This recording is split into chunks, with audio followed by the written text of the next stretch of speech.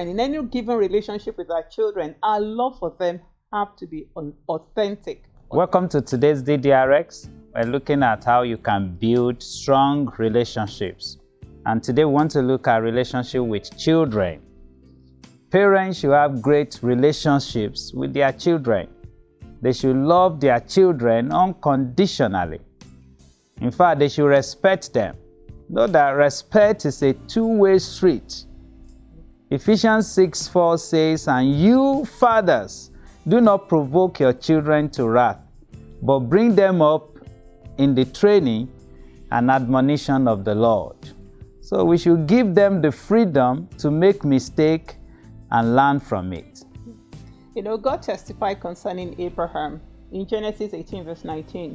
It says, "For I know him in order that he may command his children and his household after him, that they keep the way of the Lord, to do righteousness and justice, that the Lord may bring to Abraham what he has spoken to him." That was God giving his testimony because he was sure of what Abraham was going to do concerning his children. And so in the relationship with our children, in any given relationship with our children, our love for them have to be authentic love for our children. You go ahead, sir. Yeah, we need to train them. Proverbs 22 verse 6, "Train a child in the way he should go, and after which he will not depart from it." We also need to teach them. Deuteronomy 6:7. We also need to nurture them, like we read in Ephesians 6:4. You see, the love we are talking about is a type of love Moses' parents. You know, Moses' parents loved Moses, and they risked their lives for him.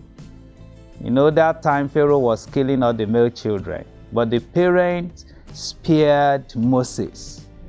We also read in 2 Timothy 1:5 how Timothy learned from his grandmother, Lois, and his mother, Eunice. You know, the rudiment of faith. He learned them from his grandmother and his mother. So we need to model good examples to our children in our relationships with them. Children learn by observing, and it might sometimes be too late if you don't pay attention to how you're modeling your behavior before your children to correct the wrong things that they pick up along the way. And so there must be a lot of flexibility and accommodation. You try to accommodate some things with our children in order for us to understand who they are, how they are developing, and how they're growing. Our home should not be too rigid. It should not be too rigid. We should be able to listen, to see where they're coming from, especially during their developmental years. We need to please protect your family. Be the voice, advocate for them. Protect your reputation as a family. Let people know that you're a family of God and there are some values that you stand for. Speak positive things into the lives of your children. We also need to invest time, and thank God for this period, COVID-19 pandemic. Yeah. This is a time we can actually devote for our children. You know, we want to close with what Nehemiah said in Nehemiah 4:14. Nehemiah said, "And I looked and I arose and said to the nobles, to the leaders, and to the rest of the people, do not be afraid of them.